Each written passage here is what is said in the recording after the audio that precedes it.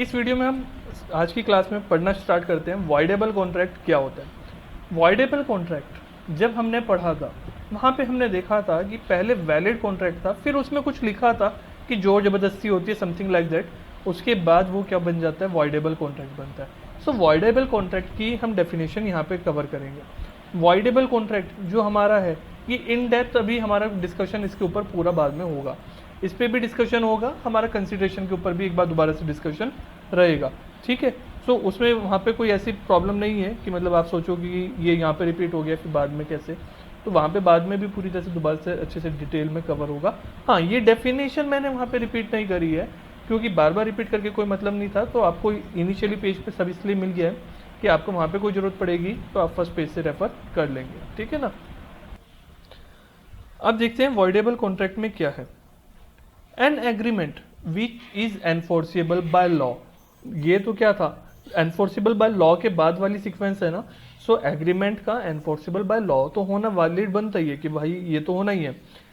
लेकिन यहाँ पे क्या था, eight the option of one parties, एक किसी उनमें से, जैसे दो पार्टी हुई, एक मैं और एक आप, हम में से किसी एक के ऑप्शन पे वैलिड है but not at the option of the other, मगर दूसरे के ऑप्शन पे वो वैलिड नहीं है, is a वैलिडेबल contract.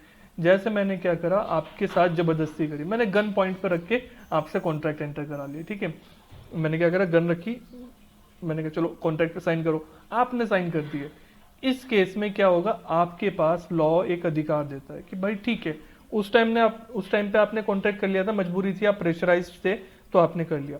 Later on आप इसको वॉइड कॉन्ट्रैक्ट करवा सकते हो। आप क्या कर सकते हो, इसको कोर्ट में केस करके वॉइड करा सकते हो। मतलब वॉइड करने का मतलब क्या हो जाएगा, कैंसिल हो जाएगा ये कॉन्ट्रैक्ट।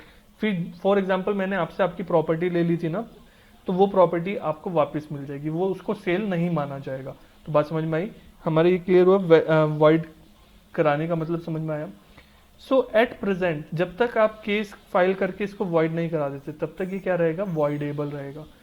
वैलिड है ये, एट प्रेजेंट क्या वैलिड है, मगर वॉइडेबल है कि आपके कहने पर ये कल को क्या हो सकता है, वॉइड किया जा सकता है। ठीक है। सो इसको प्रॉपरली इन डेप्थ में बाद में हम कवर करेंगे, बट यहाँ पे आपको क्लियर हुआ, एग्जांपल्स पे देखते हैं, सब कुछ चीजें देखते हैं। सो मेन चीज क्या है, जिसके ऊपर कोर्शन हो रहा है, क्या कोर्शन, कॉर्जन भी बोलते हैं, कॉर्शन भी बोलते हैं। कॉर्जन हो रहा है तो उसको हम क्या कहेंगे, प्रेशर हो रहा है। कॉर्शन का मतलब होता है प्रेशर, इस चीज को किया जाता है। सो आप पे अगर मैंने प्रेशर क्रिएट किया है, सो आपके पास ऑप्शन है, इसको या तो वैलिड रहने दो, आपको बाद में लगा कि चलो कोई बात नहीं, सर ने ले ली है, वैसे भी मेरी प्रॉपर्टी कहाँ बिकनी थी, जो बिक गया छोड़ो, कौन टेंशन लेगा। सो आप इसको वैलिड रख सकते हो और चाहो तो इसको इनवैलिड करवा सकते हो, कोर्ट में ले जाके वॉइड करा सकते हो। बात समझ में आई। An agreement which is enforceable by law, मतलब ये कह रहा है कि भाई एनफोर्सेबल बाय लॉ तो है eight the option of one और मोर ऑफ द पार्टीज, मतलब एक या एक से ज्यादा पार्टी से। फॉर एग्जाम्पल दो की जगह हम तीन पार्टी थी, आप और आपके फ्रेंड और मैं, तो आप दोनों के साथ मैंने प्रेशराइज क्रिएट करा, मैंने गन पॉइंट पे साइन करा, तो अकेला अगर आप थे तो अकेले आप मेरे अगेंस्ट में एक्शन ले सकते हो, दोनों मिलके भी ले सकते हो, तो वो वाली बात है। But at not of the option of other और अदर्स, ऐसे में दो जनों ने मिलकर आप पे प्रेशर क्रिएट करा तो हम दोनों के पास ऑप्शन नहीं है, सिर्फ आप। तो मतलब वो प्लूरल में बात करिए, जो जितना हमारे ब्लू कलर में लिखा था ना वो मेन है, ग्रीन में उसको प्लूरल कर दिया कि या तो आपकी तरफ से दो पार्टी हो सकती थी, दो या दो से ज्यादा, या मेरी तरफ से दो या दो से ज्यादा पार्टी हो सकती है। तो बात हमारी ऐसी की रहेगी। सो एग्जाम में भी जब आप लिख के आएंगे ना, मेन क्या है, मेरा ब्लू वाला पार्ट तो लिखा होना ही होना चाहिए। ठीक, ग्रीन वाला पार्ट भी आप लिख देंगे तो वो प्लूरल वाली बात भी कवर हो जाएगी। डन है। फिर इसके बाद क्या आता है, they can be set aside, they contract, ये जो हमारा वॉइडेबल कॉन्ट्रैक्ट है, और reputed avoided eight the option of the aggrieved party. इस कॉन्ट्रैक्ट को हम क्या कर सकते हैं, सेट असाइड कर सकते हैं, एक तरफ कर सकते हैं, मतलब इसको कह देंगे बेकार है, या फिर रेपुडेट अवॉइड कर सकते हैं, मतलब रेपुडेट का मतलब होता है कैंसिल करा देना, वापस ले लेना, मतलब इसको अवॉइड कर देना। इन शॉर्ट इसको वॉइड किया जा सकता है eight the option of one party, जिसके ऊपर प्रेशर क्रिएट हुआ है वो पार्टी इसको क्या कर सकती है, वॉइड डिक्लेयर करवा सकती है। अनटिल कॉन्ट्रैक्ट इज रेपुडेटेड और सेट असाइड, जब तक आप इसको कैंसिल नहीं करा रहे हैं, जब तक इसको एक तरफ नहीं कर रहे हैं, it remains a valid contract, तब तक ये क्या रहेगा, वैलिड कॉन्ट्रैक्ट रहेगा, ये पूरी तरह से वैलिड है, तब तक हर चीज इसकी वैलिड रहेगी। If essential element of free consent is missing in the contract, अगर कॉन्ट्रैक्ट में फ्री कंसेंट नहीं है। फ्री कंसेंट का मतलब क्या होता है, मतलब फ्री, ओपन मतलब आजाद, कंसेंट मतलब यस, मतलब जब बिना प्रेशर के फ्रीली, बिल्कुल फ्रीली आपने यस नहीं करी है, मतलब यहाँ पे प्रेशर वाली बात कर रहा है। ये क्या कह रहा है, अगर फ्री कंसेंट इज मिसिंग, अगर आपकी स्वेच्छा अपनी ओपन डिजायर से, आप अपनी विलिंगनेस से नहीं किया है, law confers right on, law क्या करता है, राइट दे देता है किसको, aggrieved party, either to reject the contract और टू एक्सेप्ट इट। मतलब वही जो हमने पढ़ा उसी को दोबारा से रिपीट करा है दूसरी लैंग्वेज में। अगर आपने अपनी इच्छा से खुले, वो गीता पे शपथ खा के कहते हैं ना, मैं जो कहूंगा सच कहूंगा, किसी के दबाव में नहीं कहूंगा वगैरह वगैरह, तो वो वाली चीज। सो मतलब आप जो कह, आपने जो कॉन्ट्रैक्ट करा है किसी के दबाव में नहीं करा है, सो उस केस में तो सब ठीक है। अगर आपने दबाव में करा है तो लॉ आपको ऑप्शन देता है, either to reject the contract, या तो कॉन्ट्रैक्ट को रिजेक्ट करवा लो कोर्ट में केस करके, या इसको एक्सेप्ट रहने दो, आपके ऊपर ऑप्शन है। इसीलिए इसको हमने वॉइड नहीं बोला है ना, वॉइड एबल है, मर्जी है आपकी वॉइड कराना। However, contract continues to be good and enforceable unless it is repudiated by the aggrieved party। जो ऊपर वाली लाइन लिखी है उसको लैंग्वेज चेंज करके दोबारा सेम लाइन को रिपीट किया गया। फॉर एग्जाम्पल, एक एग्जाम्पल भी कवर कर लेते हैं यहाँ पे। ए थ्रेटन्स टू शूट बी, ए ने क्या कहा है, बी को कहा है मैं गोली मार दूंगा। If B did not sell is property to A for 10,000 rupees, अगर बी ने ए को सेल नहीं करी 10,000 रुपए में property, this is case of coercion and this contract is voidable at the option of B. ये कॉर्शन का केस है और इसलिए बी के पास ऑप्शन है इसको कैंसिल कराने का। हाउएवर कॉन्ट्रैक्ट वैलिड रहेगा जब तक कि ये बी इसके अगेंस्ट में कॉन्ट्रैक्ट को कैंसिल नहीं कराता है। It may be noted that contract is not voidable at the option of the ए। मेरे पास कोई राइट नहीं है, मैंने तो जबरदस्ती करा है, आप आज एक्सेप्ट भी कर रहे हो और फिर मैं कल को जाके कहूँ कि भाई मैंने ना इसके गन पॉइंट पे करके कॉन्ट्रैक्ट करवाया था, आज कैंसिल करो, ऐसा होगा क्या? नहीं होगा। सो अधिकार सिर्फ किसके पास है? आपके पास है। अगर मान लिया मैं कोर्ट में जा रहा हूँ केस कैंसिल कराने के लिए और आप मना कर रहे हो कि भाई कैंसिल ना करो, मतलब अभी पहली गलती मेरी थी, अब मुझे नुकसान हो रहा है और मैं कोर्ट मुझे फेवर दे रहा है, ऐसा नहीं होना चाहिए ना।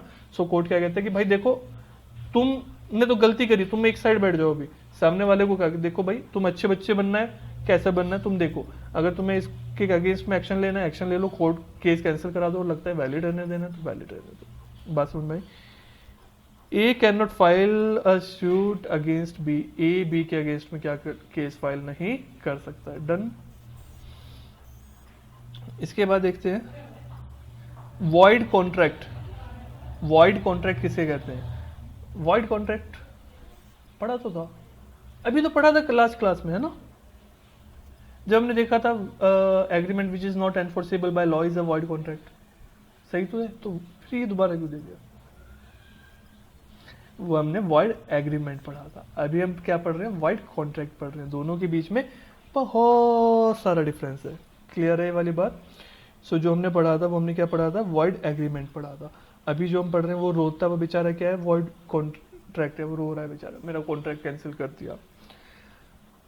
इसकी डेफिनेशन, अ कॉन्ट्रैक्ट, एक contract which ceases to be enforceable by law, जो सीज हो जाता है, सीज कर लेना होता है ना, किसी चीज को सीज कर दिया हमने, मतलब उसको बंद कर दिया, पैक कर दिया। सो वो पहले तो वैलिड था, अब उसको क्या कर दिया? सीज कर दिया, मतलब अब कह दिया कि अब से तुम वैलिड नहीं हो, बिकम्स वॉइड। वो वॉइड हो जाता है व्हेन, कब? It ceases to be enforceable, जब वो एनफोर्सेबल होने से सीज हो गया। सो इसके लिए बराबर में स्पेस है ना, यहाँ पे ड्रॉ करो, कॉपी में करना चाहो, अगर इसका प्रिंट नहीं है तो कॉपी में कर लेना, अकॉर्डिंगली देख लेना। क्या करना है आपको? यहाँ पे नोट डाउन करना है क्या चीज,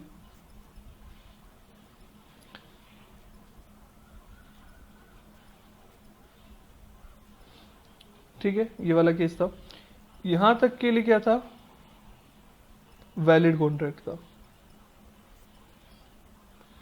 इस तारीख को क्या हो गया? सीज हो गया। इस तारीख को क्या हो गया? सीज हो गया। कोर्ट ने कह दिया या गवर्नमेंट ने कह दिया आज से ये वैलिड नहीं है। फॉर एग्जांपल प्लास्टिक बैग्स कि मना कर दिया, अब से कोई इसमें डील नहीं करेगा, बैन है ये। सो यहां से इसी टाइम से लेकर आगे के सारे टाइम तक हमेशा के लिए ये क्या रहेगा? वॉइड रहेगा। ठीक है, गायब हो गया सब अभी ये गायब हो गया, इसमें थोड़े सॉफ्टवेयर में कभी कभी प्रॉब्लम आती है। क्लियर हो गया ना? सो जब सीज हो गया ना, उस टाइम से व्हेन इट सीजेस टू, जब वो सीज हो जाता है उस टाइम से वो क्या रहेगा, वॉइड हो जाएगा। अ कॉन्ट्रैक्ट, एक कॉन्ट्रैक्ट जो भाई पहले तो वैलिड था, which ceases to be enforceable by law, आज से वो एनफोर्सेबल नहीं है, वो वॉइड बनेगा जब से वो सीज हुआ है तब से, पहले से नहीं, पहले का तो वैलिड ही रहेगा, उसके बाद से सीज हो जाएगा, उसके बाद से वो क्या कहलाएगा, वॉइड कहलाएगा। बात समझ में आया? एग्जांपल भी देंगे। It has no legal court of the law, जो एक बार वॉइड हो गया है ना, मतलब अभी तो वॉइड मतलब ही क्या है, जीरो, कि भाई मैं ये मान के चलूंगा ये कॉन्ट्रैक्ट का एग्जिस्टेंस ही नहीं है, कॉन्ट्रैक्ट है ही नहीं, इसको तो वॉइड कहूंगा ना। सो वो वॉइड हो गया ना, तो अभी कोर्ट में जाके क्या कहूंगा कि भाई उस कॉन्ट्रैक्ट के लिए मैं केस फाइल करने आया हूँ जो कॉन्ट्रैक्ट कभी हुआ ही नहीं, गड़बड़ हो जाएगी ना। सो इसलिए इसको जो वॉइड कॉन्ट्रैक्ट हो जाता है कोर्ट में, उसके अगेंस्ट में मैं केस भी फाइल नहीं कर सकता हूँ। बात क्लियर है? एग्जाम्पल लेते हैं, mister X agrees to write a book with the publisher. Mister X ने क्या करा, एक कॉन्ट्रैक्ट करा है पब्लिशर के साथ बुक राइट करने के लिए, लिखने के लिए। After few days X dies in an accident, X क्या हो गया, बेचारा मर गया। अब बुक भी लिखने की बात करी थी, वो पहले मर गया। Here the contract becomes void due to the impossible, क्या वो वैलिड है, क्या इसमें अभी आप कॉन्ट्रैक्ट कर सकते हो क्या? अब उसकी आत्मा को बुलाओगे क्या, वो क्या कहते हैं उसमें जादू टोना करके वो एक बनाते हैं ना, टीवी में दिखाते हैं, मोमबत्तियां जला के आत्मा आ जाओ, आत्मा आ जाओगे, क्या अभी उसको बुला के कहोगे कि बुक लिख के जाओ भाई अपनी पूरी, नहीं जाओगे ना। तो यहाँ पे केस किसके ऊपर फाइल करोगे, ये तो ना कहोगे कि भाई मैं केस फाइल कर रहा हूँ उस मरे हुए पर्सन के ऊपर कि उसने अपना कॉन्ट्रैक्ट पूरा नहीं करा, गलत हो गया ना, यहाँ पे तो केस भी फाइल नहीं कर सकते हो।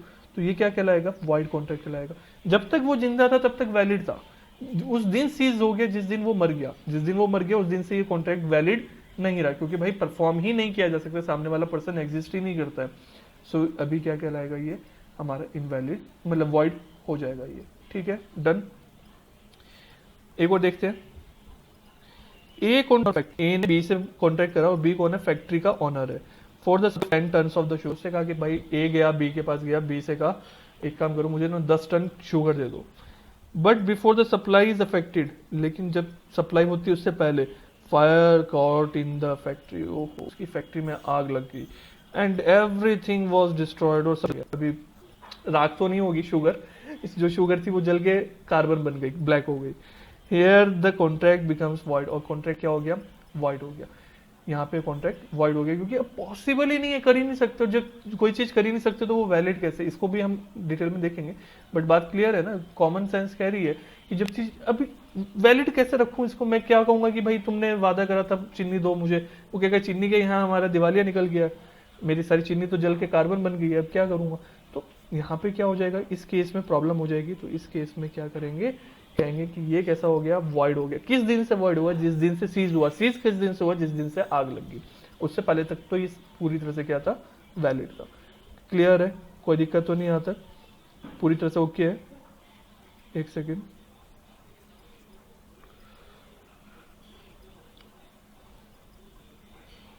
एक काम करते हैं, अनएनफोर्सेबल कॉन्ट्रैक्ट को नेक्स्ट वीडियो में कवर करते हैं, ठीक है। तब तक के लिए नेक्स्ट क्लास में कवर करेंगे उसको, इतने में हमारा ये कवर कर लेना अच्छे से। एक बार जो भी क्लास ओवर होती रहती है ना, नेक्स्ट क्लास से पहले मैं ब्रेक जानबूझ के देता हूँ, सो दैट कि आप जितना मैंने पढ़ाया उसको रिवाइज करो। ब्रेक देने का मतलब ये होता है, ठीक है।